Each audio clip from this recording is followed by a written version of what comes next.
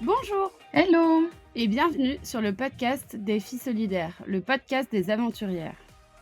Nous sommes Amy et Camille, les cofondatrices du podcast. Dans chaque épisode, on vous fait découvrir les différents raids sportifs et humains au travers de témoignages et de récits d'aventure. Nous partagerons nos expériences, astuces et conseils pratiques pour qu'à votre tour, vous vous lanciez dans l'aventure. Et c'est parti pour un nouvel épisode. Bonjour les filles, bienvenue sur le podcast des filles solidaires. Alors Julie et France, je suis ravie de vous recevoir aujourd'hui. On va parler du Laponie Trophy que vous avez fait l'année dernière, si je me trompe pas. Cette année. Cette année. Ah oui, on est au mois de décembre, donc ça fait pas encore un an. C'était quoi, en janvier 2020? Oui. Oui, ok. Est-ce que pour commencer, vous pouvez vous présenter l'une après l'autre, nous dire qui vous êtes, qu'est-ce que vous faites dans la vie, où est-ce que vous habitez? Alors, moi, c'est Julie, j'ai 34 ans, j'ai une petite fille, je suis mariée. J'habite dans le pays de Herve, en Belgique. Je travaille dans le magasin de bio de ma sœur, donc on passe beaucoup de temps ensemble. Mes passions, j'ai un cheval, donc ça prend un peu de temps. Qu'est-ce que je fais d'autre? Mais rien. Rien. Moi, je travaille et je m'en connais. Non, Tu fais du sport à côté de l'équitation? En fait, j'ai commencé le sport pour pouvoir participer au Laponie Trophy. Voilà. Sinon, je ne faisais rien du tout. Je ne courais pas. Rien. Je montais à cheval, c'est tout. Super intéressant. Tu vas pouvoir nous raconter comment on se prépare au Laponie Trophy, alors, en n'étant pas sportive. Voilà. Et moi, c'est France, donc je suis la sœur de Julie. J'ai 48 ans, donc il y a 14 heures d'écart entre nous. On se voit tous les jours avec Julie. Je suis mariée aussi. J'ai 2 grands-enfants de 22 et 24 ans, ce qui me laisse pas mal de temps pour mon travail, éventuellement du sport, mais mon travail me prend beaucoup de temps, donc pour le moment, je suis un peu moins active. Et je courais pas mal avant qu'on s'inscrive au Laponie Trophy, et c'est pour ça que j'ai un peu lancé ma sœur dans l'aventure sportive plutôt. Ok. Donc en fait, vous êtes un duo à la ville et en trophy. Oui, Voilà. en famille, au travail et dans les défis sportifs. Trop bien. En tout, en fait. En fait, c'est le meilleur partenaire, c'est quelqu'un de la famille. Vous diriez pour participer à ce genre d'aventure? Vous connaissez tellement par cœur. Pour nous, oui. Ouais. Bah, c'était la première fois qu'on faisait vraiment des filles ensemble. Donc, on ne savait pas trop comment ça allait se passer, mais déjà, on travaille depuis quelques années ensemble, on ne savait pas comment ça allait se passer, ça se passe très très bien. Et puis après, on a participé à ce défi et ça s'est super bien passé et on ne compte pas s'arrêter là. Ah, trop bien. Vous allez nous en dire plus alors s'il y a des prochains projets. Voilà. Et pour revenir sur le Laponie Trophy, comment vous l'avez connu, ce raid? En fait, au magasin, on a des clientes qui viennent régulièrement et qui s'étaient inscrites au Laponie Trophy de 2019, qui nous en ont parlé. Elles étaient assez stressées pour voir comment elles allaient se préparer, etc. Et elles m'ont raconté qu'elles allaient dormir dans le village du Père Noël. Quand j'ai dit ça à Julie 5 minutes après, elle a commencé à hurler. Elle a dit « Moi, c'est mon rêve! Je rêve d'aller dans le village du Père Noël! Je veux aller à Laponie, on le fait! » Et puis alors, je lui ai dit « Mais Julie, tu ne cours pas. Tu ne fais pas de sport. » Pourtant, le physique très sportif, beaucoup plus que moi d'ailleurs. Et elle m'a dit « Non, on le fait, on s'inscrit, c'est bon. » Et vous voilà partie, inscrite. Je pense que on en a parlé un jour et quelques jours après, on était à la maison, on regardait des vidéos de l'édition précédente et en fait, en une demi-heure, on était inscrite. Et voilà. Il ne faut pas réfléchir quand on s'inscrit à ce genre d'aventure. On a eu envie et voilà, on s'est lancé. Ah ouais, vraiment rapide pour décider de vous lancer. Mais c'est génial. Enfin, il faut pas trop réfléchir parfois, faut se Non, lancer. c'est vrai. Et quand une de nous a une idée, eh ben, l'autre, elle suit Voilà. tout de suite. Elle arrive Oui. on arrive à se convaincre. Oui.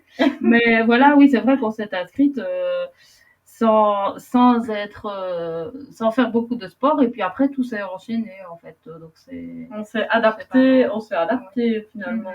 On a fait ce qu'il fallait pour que ça marche. Comment ont réagi vos proches? Peut-être toi, Julie, puisque t'étais pas du tout sportive. Ben, ils sont un peu habitués parce que je suis souvent dans l'excès. Donc, Ils ne se sont pas étonnés. Non, pas spécialement. Ils ont dit vous êtes folle. Comment est-ce que vous allez faire Mais voilà, ça en plus, on était tellement emballés que je pense que ça leur faisait plaisir aussi qu'on vive ça ensemble. Moi, j'ai un mari très sportif, donc qui a souvent été faire pas vraiment des raids, mais des trails plutôt en montagne. Donc, pour lui, c'est normal de participer à des aventures sportives. Il est habitué à ça, donc il était content pour moi. Trop bien. Et alors, donc, vous êtes lancé rapidement dans l'inscription.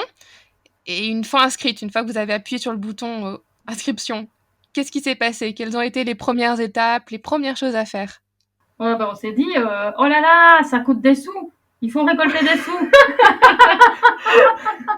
C'est la première chose à faire presque avant de se dire qu'on allait s'entraîner. Oui, parce qu'on s'est inscrite finalement 1 an et demi, un peu plus d'1 an et demi avant janvier 2020, oui. Et puis toi, tu t'es mis dans un groupe pour commencer à courir. Oui, j'ai quand même commencé tout doucement, toute seule quelquefois. Et puis finalement, j'ai intégré un groupe de course parce que c'est quand même plus motivant quand on commence ce genre de sport pour ces raids-là. Et donc, tu as intégré un groupe de course aux alentours de chez toi? Oui. Oui, c'était... en fait, c'était... C'était dans l'entreprise de mon mari parce que comme il est fort sportif et qu'il y a des personnes dans l'entreprise qui courent aussi, ils ont organisé au sein de leur entreprise un groupe avec un coach pour aller courir. Donc, elle a intégré ce groupe. Oui. Ok. Pendant quelques mois, j'ai été avec eux et puis on a commencé à faire des courses le vendredi soir. C'était des courses organisées dans la région. Et donc, tous les vendredis, on allait courir. On allait faire un petit jogging d'une dizaine de kilomètres pour s'entraîner à la compétition. C'est des compétitions très familiales, mais après, on boit un verre, parce qu'en Belgique, c'est très important aussi. Oui. Il y a le sport et puis il y a l'after. On mange des pastis, on boit des bières. Voilà. Ça, c'est l'entraînement sportif en Belgique, alors si je comprends bien. Voilà. Mais on s'y fait vite, franchement. Et du coup, vous êtes entraîné à la course. Et en fait, je vous ai pas demandé qu'est-ce que la Pony Trophy? Quelles sont les épreuves que vous avez eues pendant ce trophée?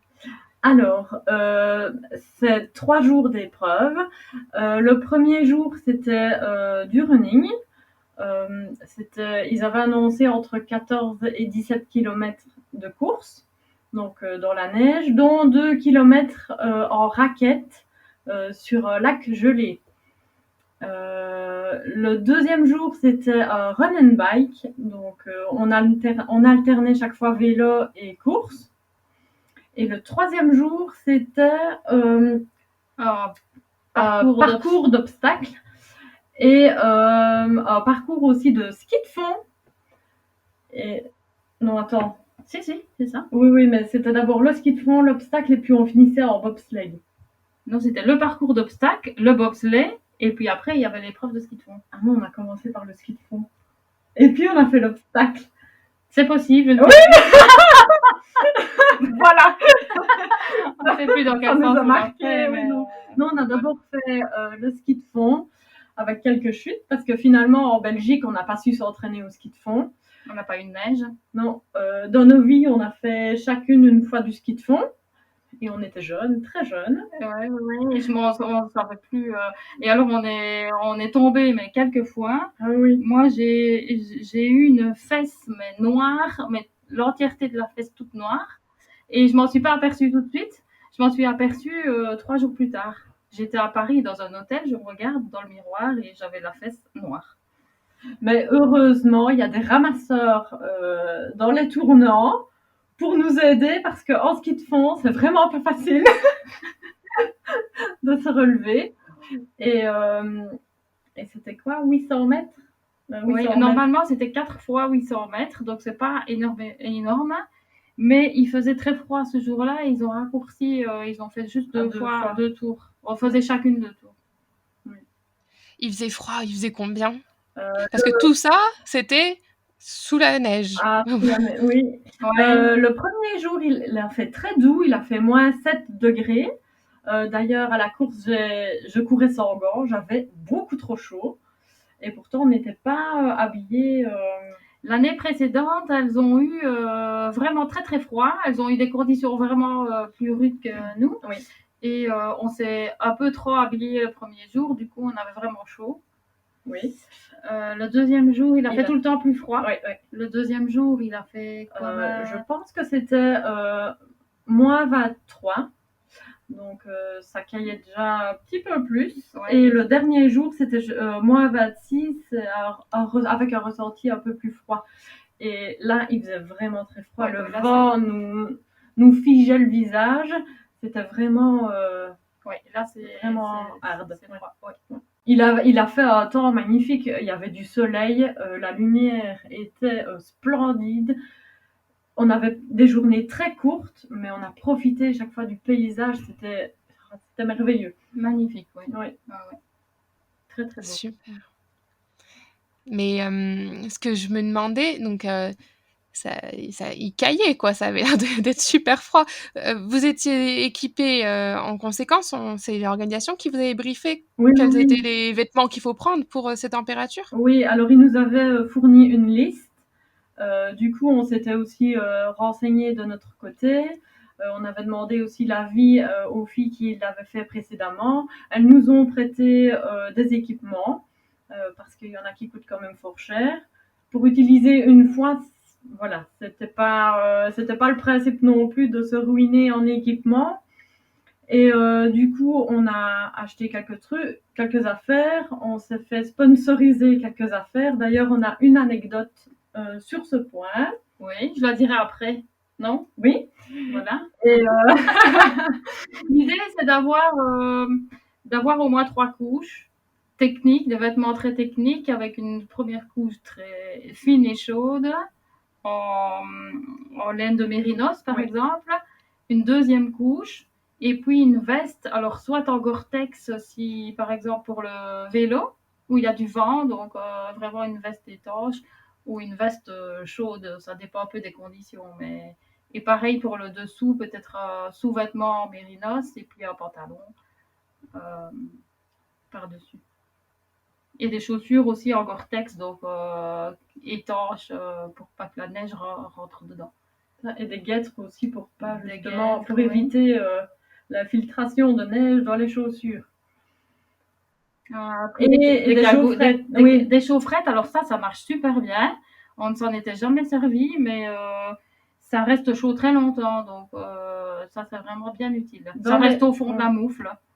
Dans les gants, dans les chaussures. Ouais. Et alors, on nous avait expliqué qu'on pouvait découper un morceau de couverture de survie en forme de nos semelles. On le met à l'intérieur de nos chaussures, en dessous, et puis on remet la semelle par-dessus. Moi, j'avais mes semelles en laine de mouton, en fait, encore par-dessus. Et puis une chaussette en laine de mérinos, et puis la chaussure. On n'a pas mis 2 paires de chaussettes parce qu'apparemment, avec le frottement, ça peut poser des problèmes. Oui. Équipé pour le grand froid, quoi. Ouais. Et alors, l'astuce de la couverture de survie, ça fonctionne, tu valides? En tout cas, j'ai pas eu froid aux pieds. T'as pas eu froid? Ouais. Et vous êtes partis vous entraîner en montagne ou en altitude? Ou il n'y a pas d'intérêt? Non, pas du tout. Ce qu'on Non? a fait, c'est qu'on a participé à une course de la Côte d'Opale. Donc, on court dans le sable. On s'est dit que la neige, le sable, au niveau des sensations, c'était peut-être un peu similaire, mais on n'est pas allé s'entraîner en montagne, non, pas du tout. Non, on n'a peut-être pas pris le temps non plus de voyager, parce que c'est une organisation. S'il faut chaque fois se prendre un week-end pour aller, ça aurait été sympa de s'entraîner à la montagne. Alors, ce qu'on a fait aussi, c'est un entraînement à la piscine extérieure. Donc, en hiver, l'eau était à 5 degrés. Et du coup, on a fait ce qui s'appelle la biscotte. En fait, c'est rentrer dans l'eau et puis ressortir tout de suite. Ça, c'était la première fois. Après, on a nagé une largeur. C'est un club de neige hivernale, en fait. De nage. De nage hivernale. Nage hivernale. J'ai dit quoi? J'ai dit De quoi? neige. Un club de nage hivernale. Près de chez nous. Donc, on a fait, voilà, on est allé quelques fois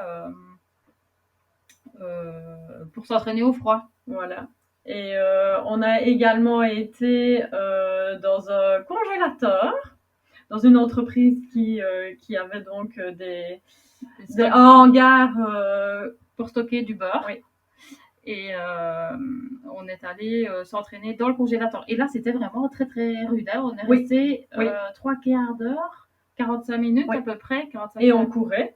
On a couru et là, on s'est aperçu qu'on avait les cuisses complètement congelées. Congelées. Et du coup, on a pu adapter un petit peu notre équipement suite à cet entraînement-là, au niveau des vêtements. On a pu tester les vêtements en conditions vraiment assez rudes. Il faisait moins combien?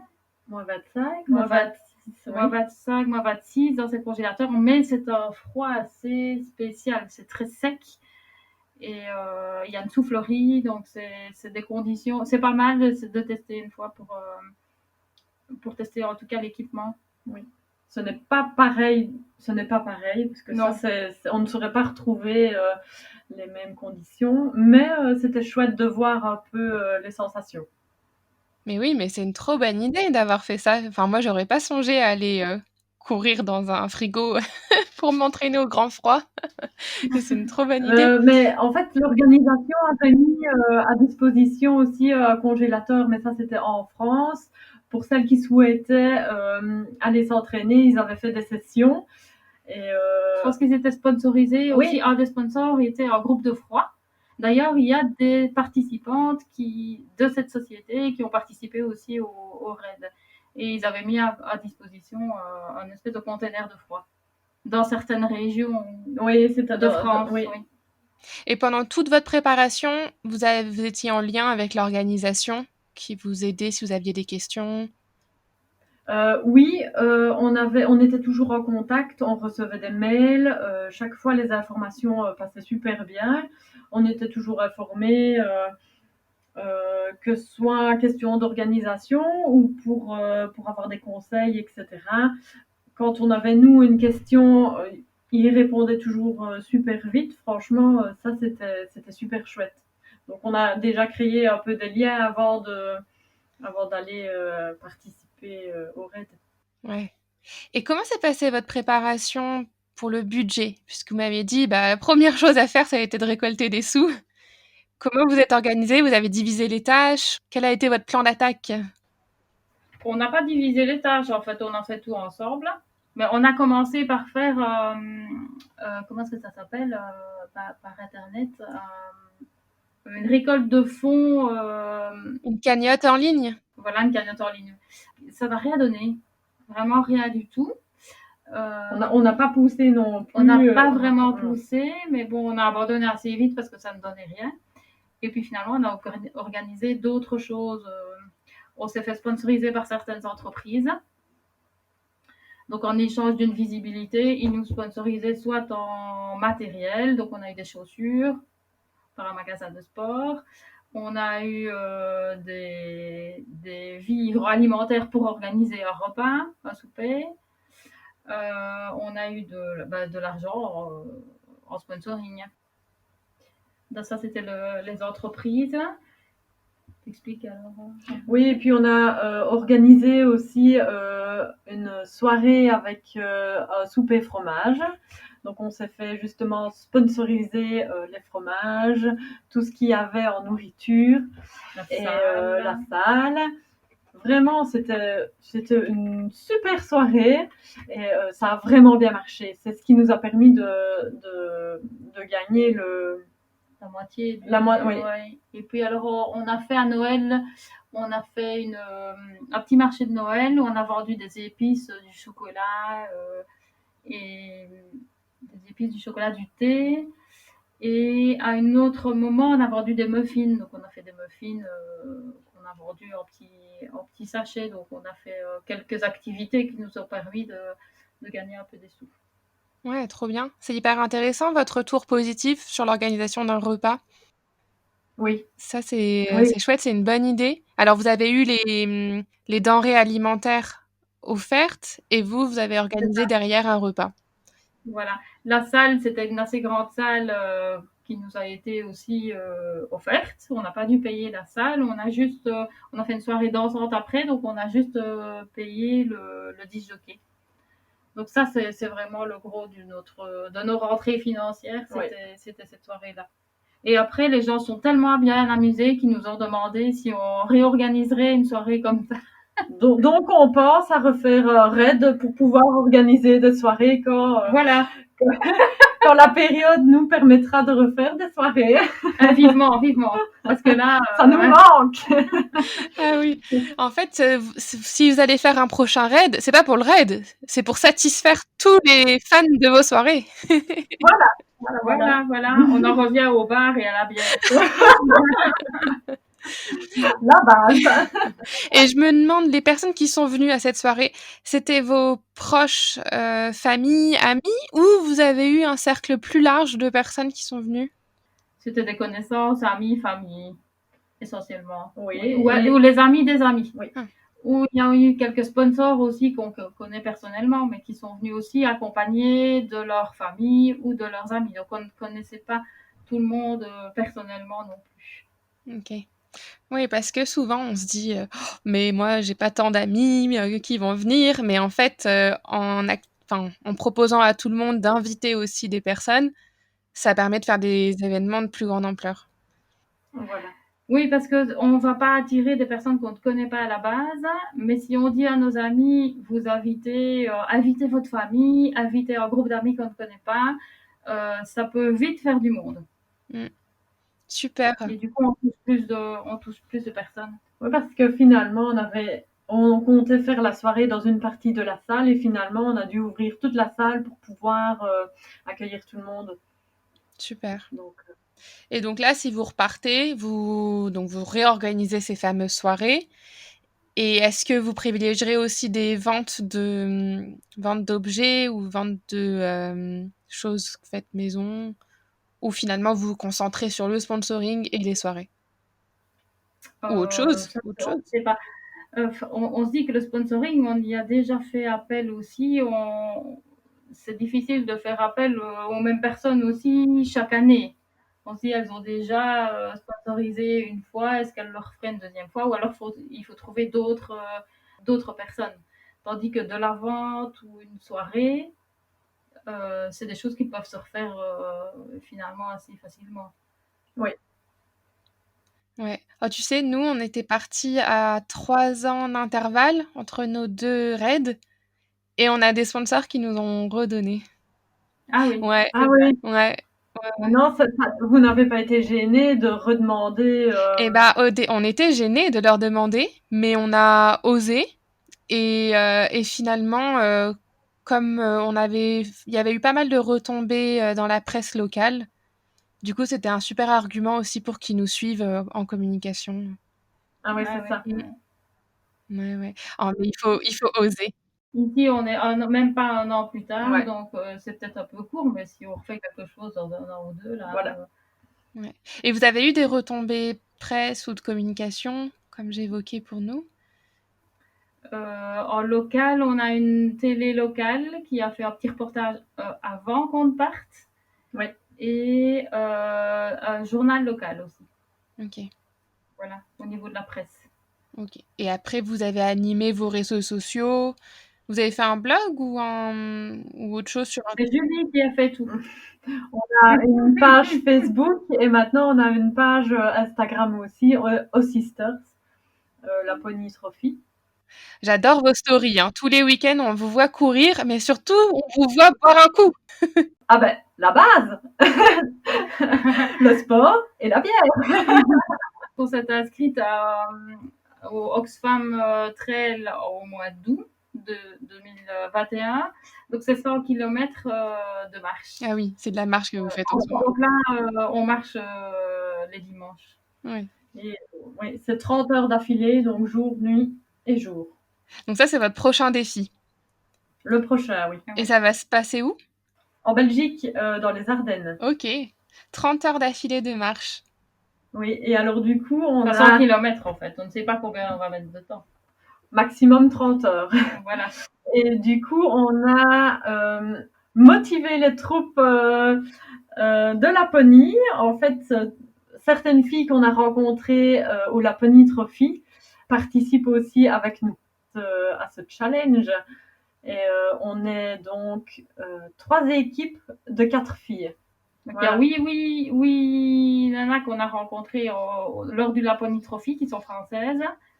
Il y a nous deux, une de nos collègues, Catherine, et une amie de Julie, Séverine. Donc, c'est chouette parce qu'on va pouvoir se revoir dans un autre contexte, mais toujours avec un défi sportif.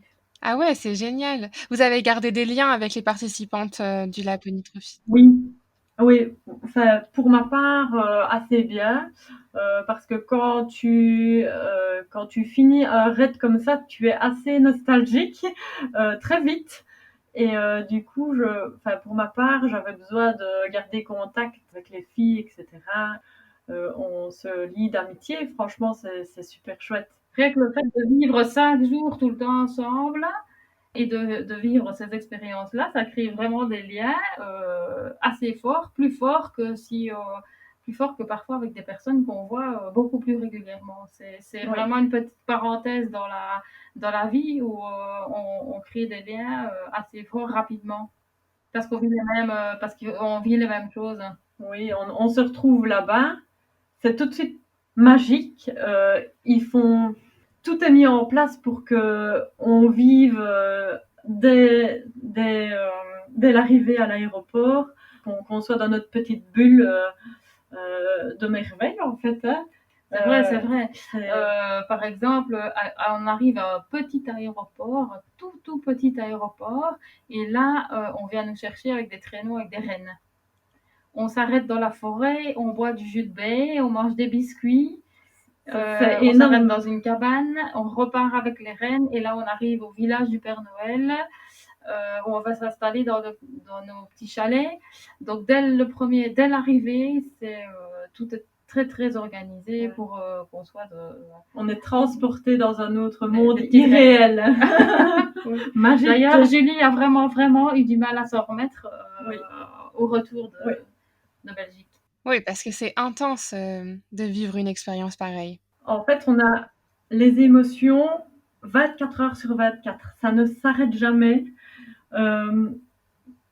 Tout est multiplié en fait là-bas.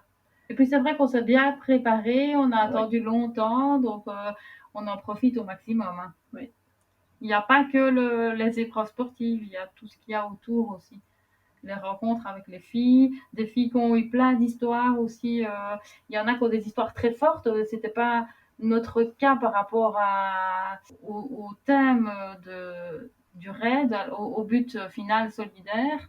Il y a des filles qui ont eu des cancers, qui s'en sont remises, qui sont en rémission, puis qui font le défi pour surmonter finalement, pour montrer qu'elles sont encore plus fortes qu'avant et montrer qu'elles ont surmonté le cancer. Enfin, il y a plein d'histoires vraiment très émouvantes. Nous, on n'a pas vécu ce genre de truc, mais ça, c'est fort aussi. Et est-ce qu'il y a des associations qui sont impliquées dans ce trophy? Vous courez pour une asso quand vous y participez? Oui, en fait, les bénéfices du raid en lui-même, s'est reversé à une association qui s'appelle Vivre comme avant. Oui, Vivre comme avant. Alors, c'est un groupe de femmes qui aide les femmes atteintes d'un cancer à surmonter un peu... Oui, à revivre finalement comme avant, Oui. comme le dit le nom de l'association. Et alors, en plus de cette association, chacun des binômes choisit une association à lui, avec un lien ou non au cancer, et reverse une partie ou le surplus de ces bénéfices, de ce qu'elles ont gagné, à cette association. Ok. Oui, donc en fait, il y a des vraies causes, un vrai projet solidaire qui accompagne aussi toute cette aventure. Oui, tout à fait. Tout à fait. Et le dernier jour, d'ailleurs, chacune a l'occasion et aussi à notre soirée de présenter cette association et ce pourquoi elle court. Et c'est ça qui est chouette aussi, c'est qu'il y a plein de... Tout le monde court pour des causes un peu différentes, mais en fait, tout se rejoint au final. Vous êtes parti combien de temps? On est parti 5 jours, dont 3 jours d'épreuves sportives. Ok. Et pendant ces 3 jours, à côté de la course, si j'ai bien compris, vous avez le temps d'être entre vous, avec les autres participantes, d'échanger. Il y a une vie autour de la course. Oui, donc le matin, c'était les épreuves sportives. Et alors l'après-midi, il y avait les activités. Il y avait le premier jour, nous, on est allé dans un sauna. Un sauna de glace. Oui, on est allé visiter un hôtel de glace, une chapelle de glace. On est allé dans un jacuzzi extérieur. Pendant qu'on regardait les étoiles, c'était un ciel étoilé comme on n'en a jamais vu. Oui. D'ailleurs, on a récupéré nos peignoirs, ils étaient complètement raides et gelés. Le deuxième jour, on a été en chien de traîneau. C'était magique aussi, ça. Je pense que c'était mon activité préférée. Ma sœur, elle était assise en fait dans le traîneau et moi j'étais derrière. À mi-chemin, on devait changer. Finalement, elle a préféré me laisser derrière. Et je pense qu'elle m'a entendu, mais tout le trajet, m'extasier. Waouh, c'est magnifique. Je vivais déjà mon rêve d'être en Laponie, mais là, c'est un rêve que je n'avais pas et que je réalise. J'étais comme un enfant devant un rayon de chic. Il y a de belgicismes dans nos conversations. Pardon. de chic, c'est des bonbons pour vous. Des bonbons. Voilà.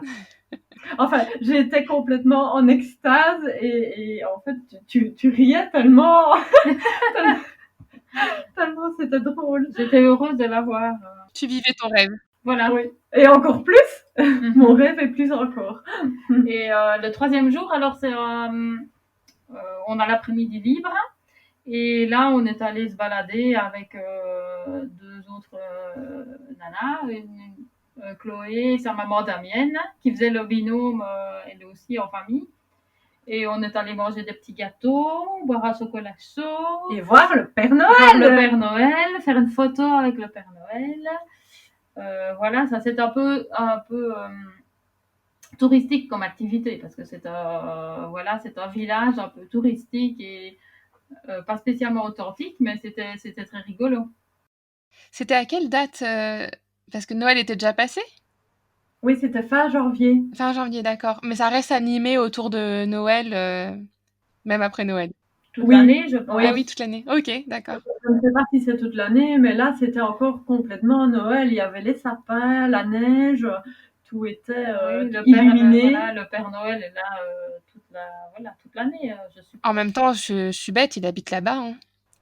Voilà, ma question est bête, là. On ne va pas le passer, Père Noël. Il est chez lui, en fait. Et est-ce qu'il y avait un classement pour les épreuves? Oui, il y avait un classement. Évidemment, on ne faisait pas ça pour arriver première. Nous, ce qu'on voulait, c'était profiter de notre aventure, de chaque moment qu'on passait là, même si des fois c'était difficile. Et finalement, on a été super étonnés. Ils ont commencé par les dernières. Et en fait, plus on avançait, plus on se regardait avec ma sœur en se disant, mais bon sang, quand est-ce quand est-ce qu'ils vont nous appeler? On n'entendait jamais notre nom, et puis on est arrivé 15e, 14e, et finalement 13e. Ah, bravo! 13e! Ah, bravo! Sur 42 équipes. Sur 42 équipes. Waouh! Ah, un bon score, hein. Oui, finalement, c'était pas... Oui, on était impressionnés. On s'est impressionnés nous-mêmes, oui. Donc c'est bien. On a eu une médaille. La dernière soirée, ils organisent une petite remise de prix un peu officielle. Avec gala. Un gala, on prend un peu la parole, on remercie nos associations, nos sponsors. Il y a un repas et une soirée, on danse et on s'amuse, très chouette.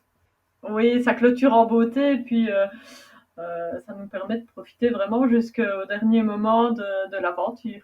On est en train de regarder notre album photo là, et on voit notre coach. On avait une coach qui s'appelait Amandine et qui chaque jour nous motivait, nous faisait un échauffement le matin, et nous motivait pour le démarrage de l'épreuve. Et voilà, on a encore par les réseaux sociaux, on a encore de ces nouvelles, quoi. C'était une coach au top. Ouais. Très motivante. Vous aviez pas trop de courbatures le soir? Non. Franchement, non. J'étais étonnée, j'avais peur qu'après la première épreuve, le premier jour, on soit courbaturé et que ce soit difficile pour les jours suivants. Oui.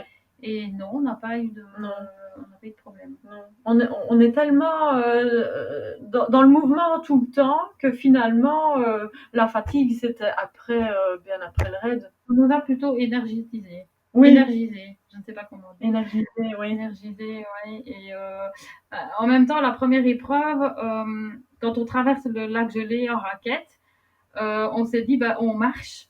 On marche parce que c'était tellement beau qu'on n'a pas commencé à courir pour aller le plus vite possible. On voulait aussi profiter de la beauté du paysage et de l'endroit où on était. Donc, voilà, il y a des moments où on s'est arrêté, on a vraiment profité, et on ne s'est pas donné à fond, à 100% tout le temps. Non. Aussi, quand on pouvait s'arrêter pour boire un coup, etc., on discutait avec l'autre, et on profitait du moment, et puis on repartait. Donc c'est ça aussi qu'on a bien géré finalement les 3 jours. Oui. Et puis j'ai cru comprendre que vous aviez des super paysages là où vous étiez. Ah là, en fait, on est des filles du froid. Hein. D'ailleurs, c'est notre prochaine épreuve. On s'appelle les filles du froid. Et on adore l'une et l'autre. On adore la neige. On aime bien l'hiver. On aime la nature. Donc on était où il fallait. Oui. Pour ça. On était émerveillés de tout. Et le paysage, en fait, n'est jamais pareil. La lumière, le soleil est tout le temps en bas. Et la lumière n'est jamais pareille. C'est quand on voit les photos du photographe là-bas, c'est magique. Il y a un photographe professionnel aussi qui nous envoie des photos tous les soirs sur le WhatsApp, sur le groupe Facebook. Et du coup, on peut, en plus de nos photos, avoir leurs photos. Et du coup, Julie a fait un album très très beau. Oui, parce que le premier jour, on pouvait se prendre en photo, etc. Mais le deuxième jour, avec le froid qu'on avait, les batteries, elles ne tenaient pas le coup. Donc du coup, c'était impossible de faire quoi que ce soit avec le GSM pendant la course. Si on voulait se prendre en photo ou si on voulait prendre le paysage. Oui, puis on a des moufles, il faut sortir le téléphone. C'est compliqué. Facile. Donc finalement, il y a toujours... On a des photos aussi à la fin de l'épreuve. On a toujours des photos de nous, des paysages, etc. Donc... Et est-ce que vous avez eu des galères pendant les épreuves? On a eu une galère avant d'être en Laponie. La première galère, une des premières galères, parce que il nous en arrive tout le temps des bananes, finalement. Ma sœur va vous expliquer parce que c'est elle. Je suis une étourdie permanente, et en fait, on se retrouve à Paris à l'hôtel. Une grande partie des équipes se retrouvent, et le matin, on doit partir prendre le vol. Mon mari me téléphone, j'ai mon mari au téléphone, et il me dit il y a un sac de courses dans l'entrée à la maison, il y a des chaussures de trail dedans, ce ne seraient pas les tiennes. Et là, je me prends le front, je me dis, merde, mes chaussures, les chaussures qui m'avaient été offertes par mon sponsor, là, des belles chaussures en Gore-Tex, voilà, tout bien et tout, à crampons, je les avais laissées dans l'entrée. Donc, le truc qu'il ne fallait pas oublier, je l'oublie. Donc là,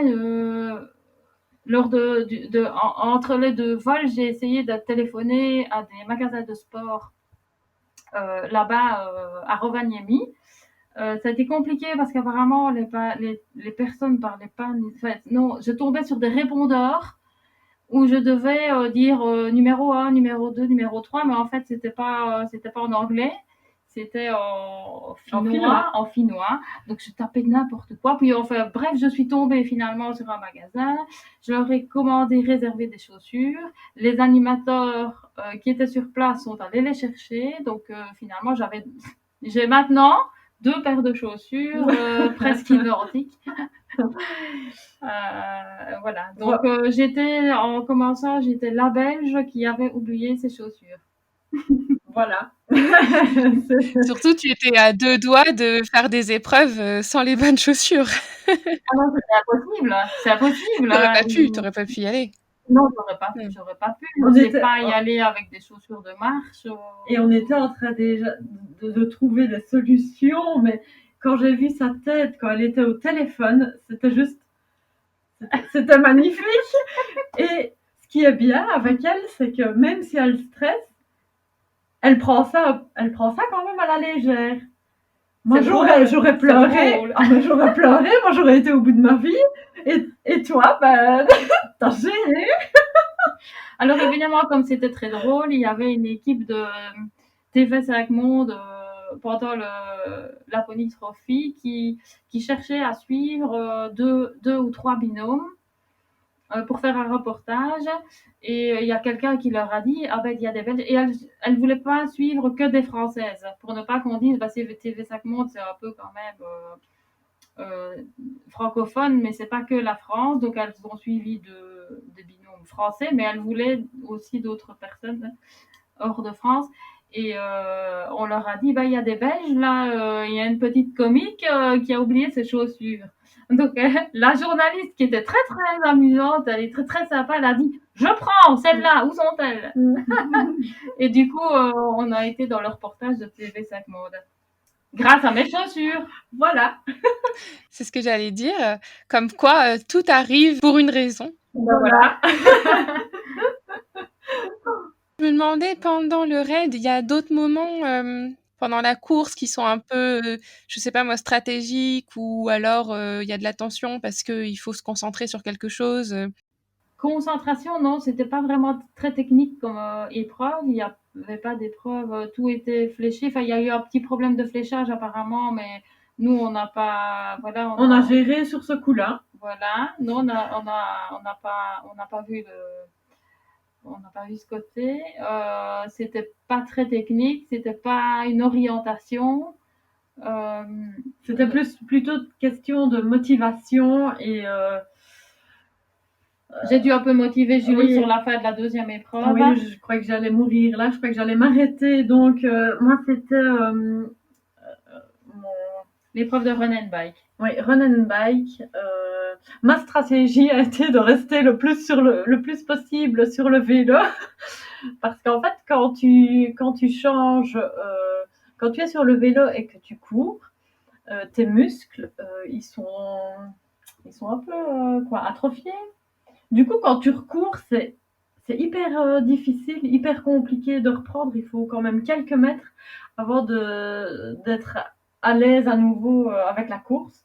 Et moi, j'ai eu super dur avec ça, donc j'ai quand même été sur le vélo une bonne partie du trajet. Finalement, ça me dérangeait pas de courir. Donc voilà, on n'a pas fait mi-temps vélo, mi-temps course. On s'est organisé comme ça. Puis sur la fin, j'ai dû lui dire, allez Julie, il y a le photographe qui nous attend dans 100 mètres. Je sens qu'il va te prendre en photo. Tu dois y aller, tu dois y arriver, tu ne dois pas t'arrêter. et tu dois faire bonne figure pour être bien sur la photo. Donc voilà, j'ai réussi à la remotiver sur la fin de la course avec cet argument qui n'est pas terrible, mais qui a fonctionné. Ouais, j'ai eu très très difficile, mais on a été jusqu'au bout. Et là, c'était quand même assez froid sur la fin de la course. On a enlevé nos vestes, on était trempés à l'intérieur. On était toutes gelées, quoi. Toutes dégoulinantes. Quel est le meilleur souvenir que vous garderez de cette expérience? Le meilleur. C'était tout. Je sais pas s'il y en a un en particulier. Non, tout était, chaque activité, chaque épreuve à son niveau, mais tout était bien, tout était parfait. Même si ça restait dur certains moments, tous les 5 jours ont été parfaits, du début à la fin. Oui, j'ai pas un moment particulier non plus. Non, parce que quand on se remémore les souvenirs, tout était génial. On reste en extase devant toutes les épreuves. Même quand ça a été dur, on trouve du positif parce que c'était tellement génial, que ce soit avec les autres filles. Par exemple, quand on courait, des fois, on se faisait dépasser ou on dépassait des filles. Et chaque fois, on avait un petit mot d'encouragement. Et ça, c'était magnifique. Une solidarité, franchement, incroyable. On n'aurait pas pensé vivre ça comme ça. Et on va arriver sur la fin du podcast. Pour clôturer, quel serait votre meilleur conseil, ou vos meilleurs conseils, à donner aux futures aventurières qui se lanceraient dans le Laponie Trophy? Je dirais une bonne préparation et ne pas stresser outre mesure, mais bien se préparer et surtout profiter de l'instant et des épreuves. Donc, être bien préparé physiquement avec le matériel, tout bien préparé. Comme ça, on peut profiter. Et, ne pas oublier ses chaussures, par exemple. Voilà. C'est ça qui rajoute un peu de piment à l'aventure. Donc voilà, la préparation, c'est quand même pas trop mal préparé. Oui. Pour des non-initiés à la base. Voilà, c'est ça.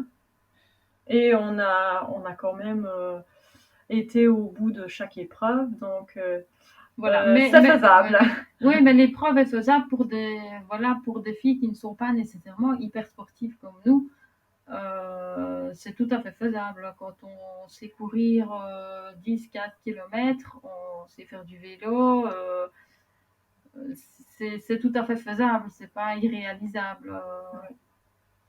La motivation, et puis vous êtes transporté, et quand vous êtes dans le truc, on y va, et puis voilà, c'est comme ça. Oui, parce que des épreuves, par exemple, dans le désert, la Rose des Sables, c'est la Rose des Sables, c'est ça? Ouais, Trophée Rose des Sables.